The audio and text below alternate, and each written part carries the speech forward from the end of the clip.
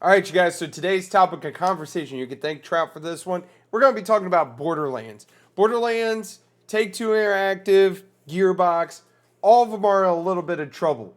And it has to deal with users' privacy and their new terms of service. So we're going to talk about it. And it's going to be an article from Games Radar. Steam users are review bombing the Borderlands game following the Take-Two's new user agreement. I don't feel comfortable with this new terms of service. So, excuse me. With that being said, I was like, wait, when did GearBox get acquired by Take-Two? If you guys didn't know, Take-Two is actually kind of a big deal. So I went to Gearbox's Wikipedia page. Come find out they were acquired on March 28th, 2024 by Take-Two.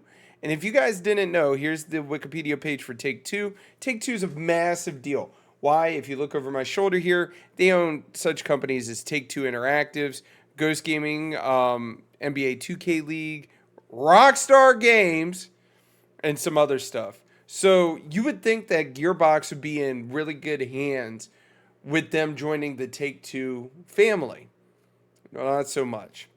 Anyways, ahead of the Borderlands 4, fans of the action RPG series from Gearbox Software are rallying online to share their thoughts on the Take-Two Interactive's new terms of service.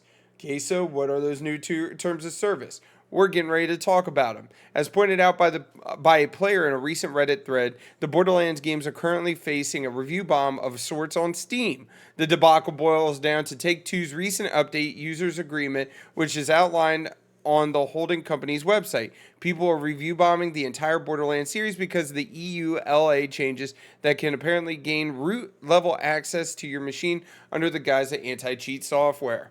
Now, this is a big deal because there is a lot of anti-cheat software out there that does like kernel level like anti-cheat stuff, and that is basically getting to like the core of your machine. I don't want to get too far into it because truth be told, I don't exactly understand kernel leveling like anti-cheat software stuff. I know people that can probably talk about that, and I don't feel like getting into it. The poster continues to explain how fans are upset at the prospect of Take-Two's collecting personal information like accounts, passwords, telephone numbers, etc. That's the problem I have. Why should a video game company have any kind of access to my other accounts, my other password, telephone numbers? That to me does not sit well with me. I don't care if you guys have kernel level access to make sure that I don't modify stuff if it makes sense, because we're going to talk about more of that here in a second. But to have access to personal information like my accounts, passwords, and telephone numbers, that doesn't sit right with me due to the fact that I feel like this is a way for Take-Two to really try to get additional information from me so that they can sell it, so that they can make money. Because at the end of the day, a lot of these companies, they make their money off of selling your personal data. On top of that, a lot of places get hacked. PlayStation, I'm looking at you. I mean, Sony, I'm looking at you. Microsoft, I'm looking at you. There's hacks every day on all these big corporations that don't really get talked about too much, but it happens. And the less data and information they have, the better. And Trout said it the best. Here, I'll read you the text message he sent to me.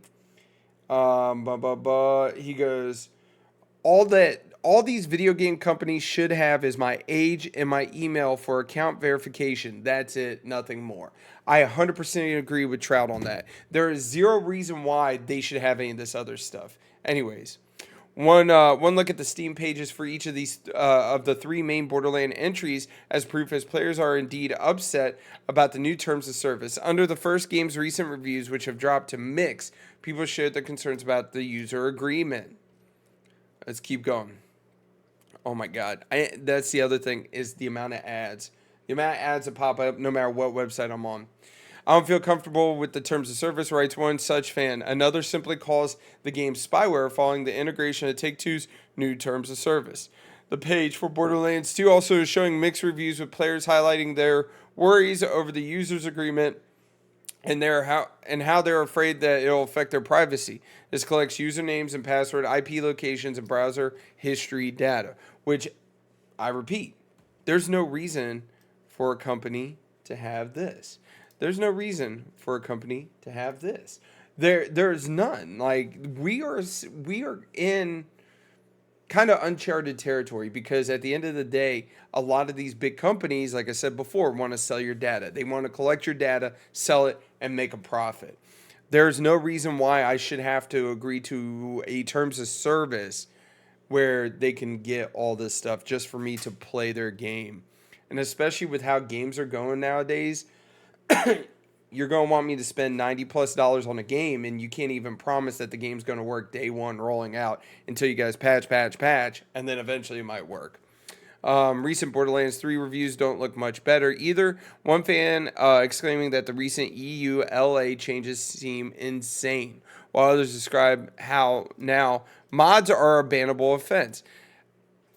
Mods have always been a bannable offense depending on how you go about modding them, because some people go in, reverse engineer the software, and then go and, make the mods. But mods have always been a bannable offense. And how any displays a cheat exploit is bannable. A lot of terms of service say that already. It's not just this new one. Despite the game being largely single-player co-op rather than an online experience where anti-cheat measures make sense. This is what I wanted to talk about. Now, Trout and I were talking about this, and he said, well, what if they're looking to do a PvP experience? I think if they were to do a PvP experience, they would have tried to at least play around with the idea of doing that. We're in the 4th game in the series, and that's not even counting Tiny Tina's Wonderland.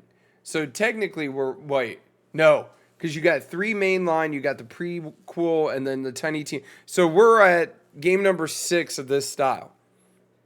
You would think that they would have already tried to implement a PvP style, which in this situation would make sense to have anti-cheat software. But with it largely being a single player co-op, there's no reason for it to be.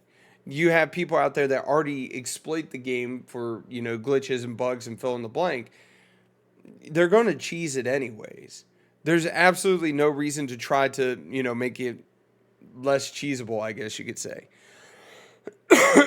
Elsewhere, people cite that the legal implications of Take-Two's new user agreement.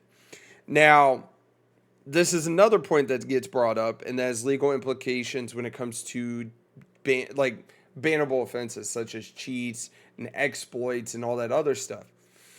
Now, I know as of recently, Epic Games did sue one individual who was in one of their cash cups that was caught cheating, won some money.